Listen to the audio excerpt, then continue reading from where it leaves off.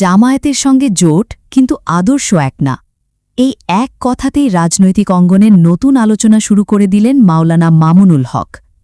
চট্টগ্রামের বাবুনগর মাদ্রাসায় হেফাজতে ইসলামের আমিরের সঙ্গে সাক্ষাৎ শেষে তিনি পরিষ্কারভাবে বলেছেন, জামায়াতে ইসলামীর সঙ্গে তাদের কোনো আকিদাগত বা আদর্শিক ঐক্য হয়নি। মতপার্থক্য আগে যেমন ছিল এখনও ঠিক তেমনই আছে। তাহলে একসঙ্গে কেন? মামুনুল হকের ভাষায় এটা কৌশলগত রাজনৈতিক ঐক্য। বর্তমান রাজনৈতিক বাস্তবতা আর জুলাই বিপ্লবের লক্ষ্য সামনে রেখেই ১১ দলীয় নির্বাচনী জোট গঠন করা হয়েছে। তিনি আরও বলেন, এই জোটে এমন দলও আছে যারা ইসলামভিত্তিক রাষ্ট্রব্যবস্থা নিয়েও একমত না, কিন্তু জাতীয় পরিস্থিতির কারণে সবাই এক প্ল্যাটফর্মে এসেছে। সবচেয়ে বড় বিষয় হল তিনি বারবার বোঝাতে চেয়েছেন রাজনৈতিক জোট মানেই আদর্শিক মিল না। এখন প্রশ্ন হচ্ছে, আদর্শ আলাদা রেখেও কি দীর্ঘমেয়াদে এমন রাজনৈতিক জোট টিকে থাকতে পারে, নাকি সময়ের সঙ্গে আবারও ভাঙনের শুরু হবে?